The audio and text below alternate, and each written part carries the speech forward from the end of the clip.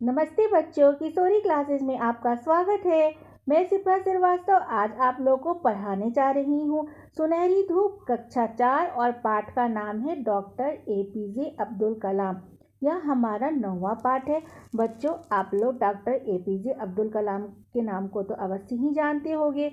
ये हमारे भारत देश के राष्ट्रपति भी थे और साथ ही साथ इन्हें मिसाइल मैन भी कहा जाता है। यहाँ पर देखिए बच्चों, यहाँ पर एक पहेली है बहुत सुंदर सी। राष्ट्रपति थे ये हमारे, मिसाइल मैन कहलाते थे, डॉक्टर नाम के आगे लगता वैज्ञानिक जाने माने थे। यानी इनके अंदर जितने भी गुण थे उन गुणों को इस पहेली में बताया गया है और हमारा उत्तर क्या होगा? Doctor APJ Abdul Kalam. बच्चों, इस पाठ को पढ़ाने से पहले मैं आप लोगों को यह बताना चाहूँगी कि यह पाठ जो है वह एक आत्मकथा है। आत्मकथा यानी ऑटोबायोग्राफी, यानी जब हम खुद स्वयं अपने बारे में कुछ लिखते हैं तो उसे हम आत्मकथा कहते हैं। तो इसे लिखने वाले कौन हुए बच्चों? मेरी पहेली बताओ आप लोग। Doctor APJ Abdul Kalam. इन्होंने ही इस पाठ को लिखा है, इसलिए इनकी क्या है? आत्मकथा। कोई भी व्यक्ति जब वह स्वयं अपने बारे में लिखता है वह आत्मकथा कहलाता है। तो चलिए बच्चों, अब हम पाठ को पढ़ना स्टार्ट करते हैं। मैं यह बहुत गर्व के साथ तो नहीं कह सकता कि मेरा जीवन किसी के लिए आदर्श बन सकता है, लेकिन जिस तरह मेरी नियति ने आकार ग्रहण किया उससे किसी गरीब बच्चे को सांत्वना अवश्य मिलेगी, जो किसी छोटी सुविधाहीन सामाजिक स्थिति में जी रहा हो। शायद मेरी कहानी उसे निराशा की भावना से मुक्त करने में सहायक हो। ये लाइन्स किसके हैं बच्चों? ये लाइन जो हैं वह APJ अब्दुल कलाम के हैं और उनका जो जीवन था, प्रारंभिक जीवन, वो बहुत कठिनता से बीता था। तो इसी को इसमें इन पंक्तियों में उन्होंने लिखा है। लेकिन नियति कुछ भी हो सकती है, हमारा भविष्य कुछ भी हो सकता है। देखा आप लोगों ने, आगे चलकर ये क्या बने? हमारे राष्ट्रपति बने, मिसाइल मैन बने, वैज्ञानिक बने। तो चलिए बच्चों, पढ़कर देखते हैं। बच्चों, 15 अक्टूबर 1931 को मेरा जन्म हुआ था तमिलनाडु के रामेश्वरम में। बच्चों, इनका जन्म कहाँ हुआ था? तमिलनाडु के रामेश्वरम में 15 अक्टूबर 1931 को, यानी 1931 में। मेरे गांव का नाम था धनुषकोडी। इनके गांव का क्या नाम था? धनुषकोडी। मेरे पिता का नाम जैनुलाब्दीन और माता का नाम असिम्मा था। मेरा पूरा नाम अबुल पाकिर जैनुलाब्दीन अब्दुल कलाम है। यानी APJ अब्दुल कलाम का फुल फॉर्म क्या है बच्चों? अबुल पाकिर जैनुलाब्दीन अब्दुल कलाम। मेरे पिता नावें बनाते थे। इनके पिता क्या काम करते थे? नाव बनाने का काम करते थे और मछुआरों को क्या देते थे? किराए पर देते थे।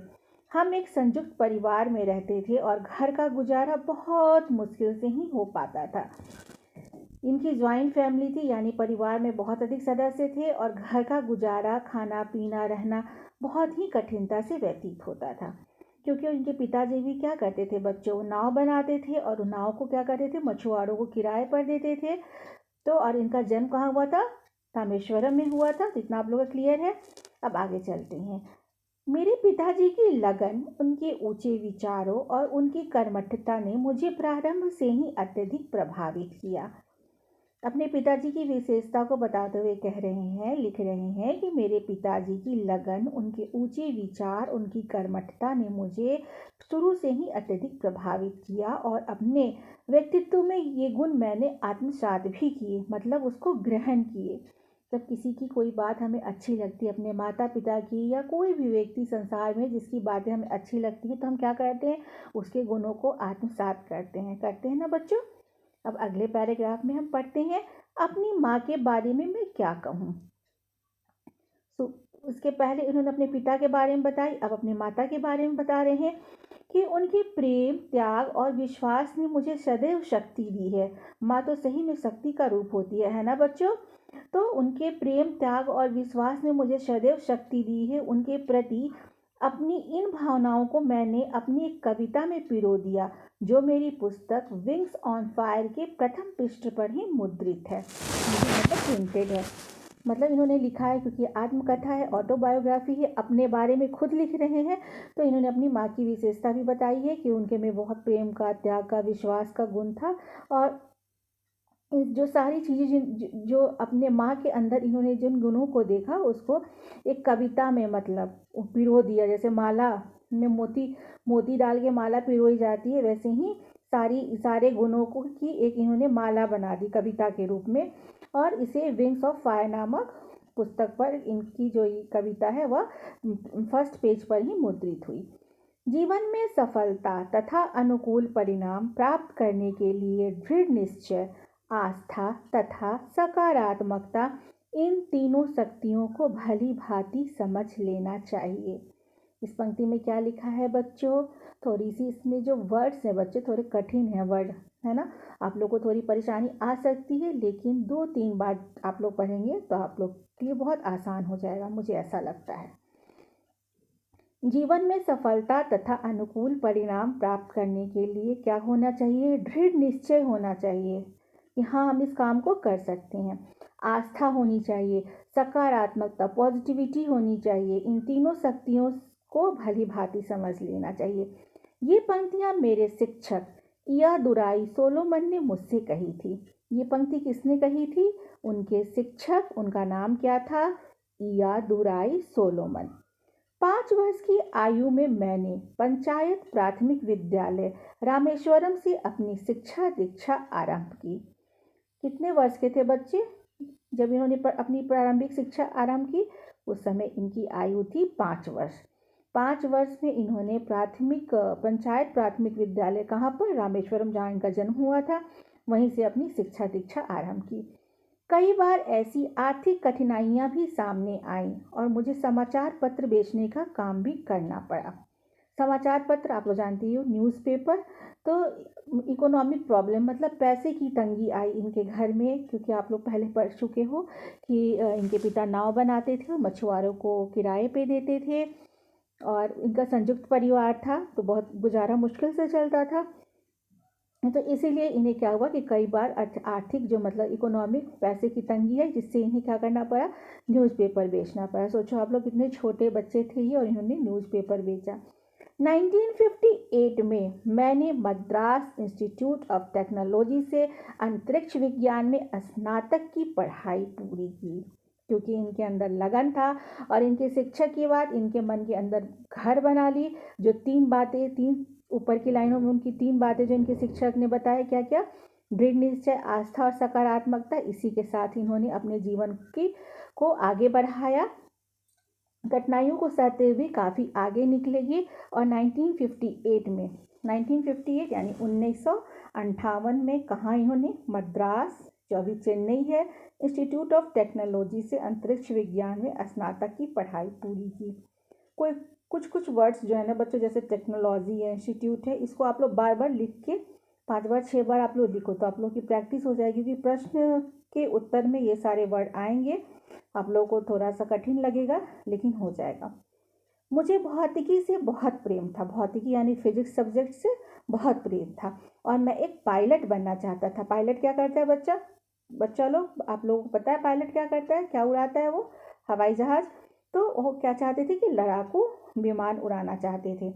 मैंने उसकी परीक्षा भी पास की। उन्हें किस सब्जेक्ट से प्रेम था बच्चों? भौतिकी से बहुत प्रेम था और वह एक पायलट बनना चाहते थे और क्या उड़ाना चाहते थे? लड़ाकू विमान। मैंने यानी युद्ध में जो विमान जाते हैं उन्हें। मैंने उसकी परीक्षा भी पास की और परंतु उन्हें 8 व्यक्तियों को ही चुनना था और मैं 9वें स्थान पर था। यहाँ देखो बच्चों कितना परेशान हुए होंगे ना उस वक्त वो, कि कुल 8 व्यक्तियों की ज़रूरत थी और इनका स्थान 9वां था, इसलिए वो पायलट नहीं बन सके। यहीं से मैंने अपनी दिशा बदल ली। अब उन्हें लगा कि इस क्षेत्र में मैं आगे नहीं जा सकता हूँ, तो उन्होंने क्या किया? अपनी दिशा, डायरेक्शन बदल दी। जब तक आप अपना 100% योगदान नहीं देते हैं तब तक आप सफल नहीं हो सकते और आपके द्वारा दिया गया 100% योगदान आपको कभी असफल होने नहीं देगा। बच्चों ये लाइन बहुत अच्छी है, मुझे ये लाइन बहुत अच्छी लग रही है। आप लोग इसे बार बार पढ़ के देखो, आप लोगों को भी बहुत अच्छी लगेगी। आप लोगों को जीवन में आगे बढ़ने के लिए प्रेरित करेगी।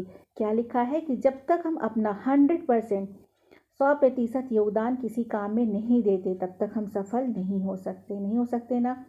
और जब आपके द्वारा किया गया 100% योगदान आपको कभी भी असफल नहीं होने देगा। 1962 यानी 1962 ईस्वी में मैं भारतीय अंतरिक्ष अनुसंधान संगठन से जुड़ा और मैंने परियोजना महानिदेशक का पद संभाला। कहाँ जुड़े, किस संगठन से जुड़े? ये भारतीय अंतरिक्ष अनुसंधान संगठन से जुड़े और परियोजना महानिदेशक का पद इन्होंने संभाला। भारत का पहला स्वदेशी प्रक्षेपास्त्र SVL तृतीय बनाया। इन्होंने भारत का पहला स्वदेशी उपग्रह प्रक्षेपास्त्र यानी मिसाइल, उसका नाम क्या था? SVL तृतीय बनाया। पृथ्वी और अग्नि जैसे प्रक्षेपास्त्र स्वदेशी तकनीक से बनाए गए। स्वदेशी मतलब अपने देश में बनाए गए। तो कितनी खुशी की बात है। पृथ्वी और अग्नि जैसे प्रक्षेपास्त्र स्वदेशी तकनीक से बनाए गए। अपने देश को अंतर्राष्ट्रीय अंतरिक्ष क्लब का सदस्य बनवाने का जो स्वप्न मैंने देखा था वह पूर्ण हुआ।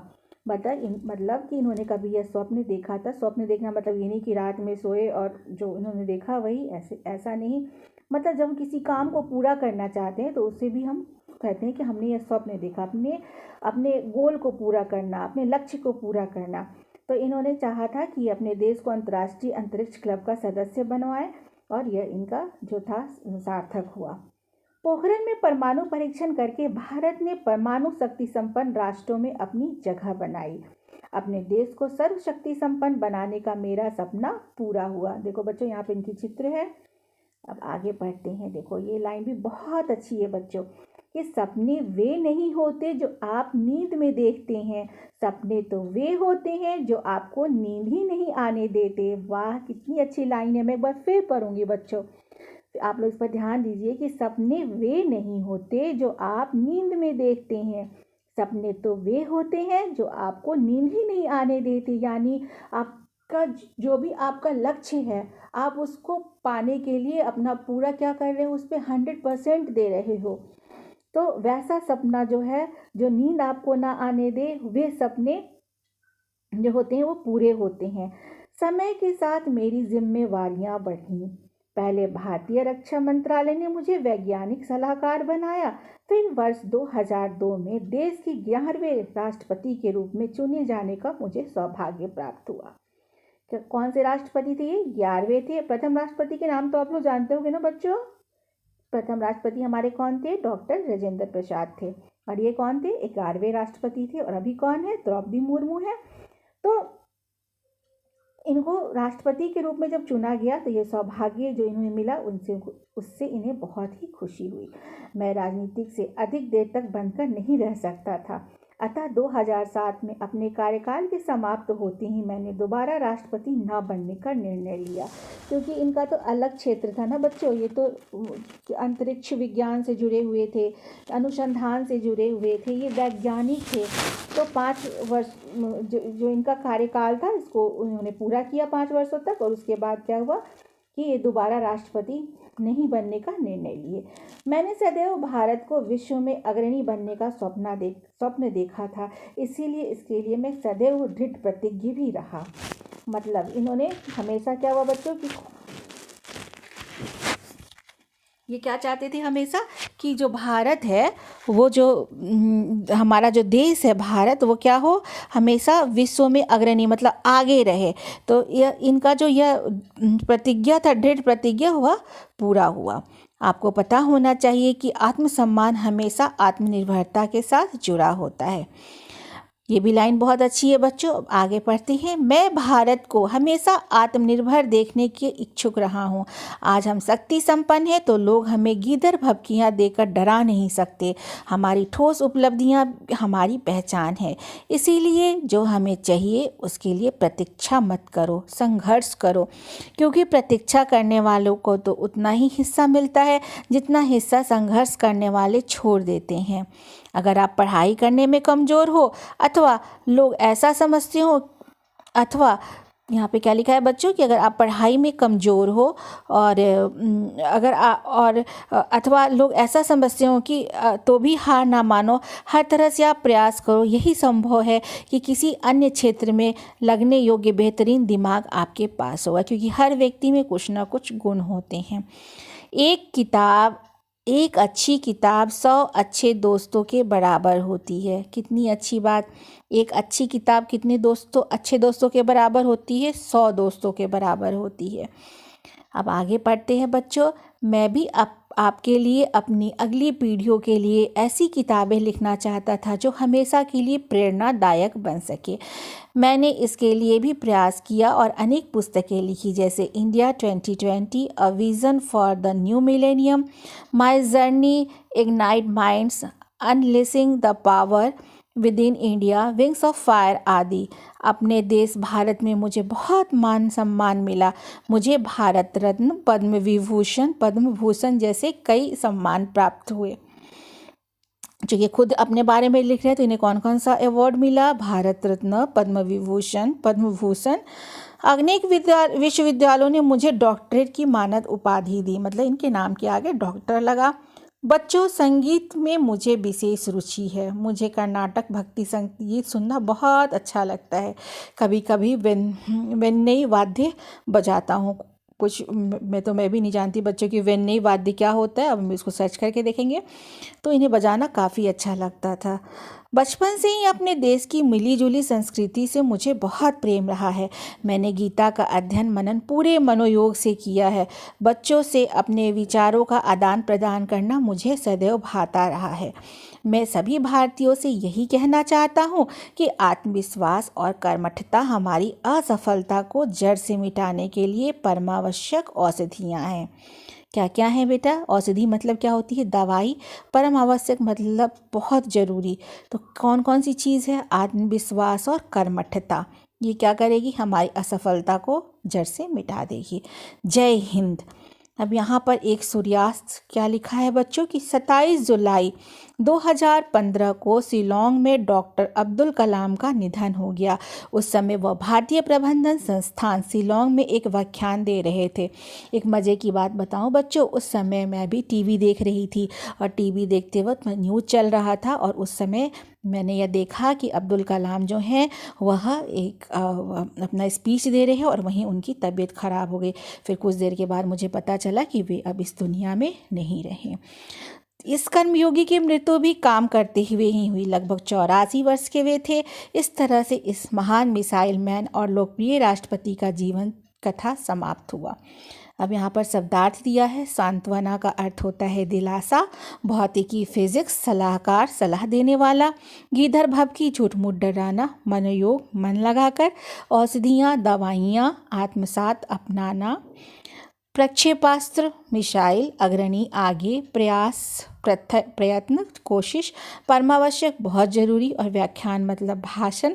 बच्चों थोड़ा ज़्यादा इसमें शब्दार्थ है क्योंकि थोड़ा डिफ़िकल्ट चैप्टर था, क्योंकि डिफ़िकल्ट चैप्टर नहीं था मतलब इसमें वर्ड जो थे वो थोड़े डिफ़िकल्ट थे, लेकिन आप लोगों को पढ़कर बहुत अच्छा लगा होगा। मुझे तो बहुत अच्छा लगा बच्चों। तो आप लोगों मेरे साथ पढ़कर कैसा लगा? अगर आप लोगों को मेरी वीडियो अच्छी लगी तो इसे लाइक करिए, शेयर करिए, सब्सक्राइब करिए, कमेंट बॉक्स में कमेंट ज़रूर लिखिए, मुझे बहुत अच्छा लगेगा। धन्यवाद बच्चों।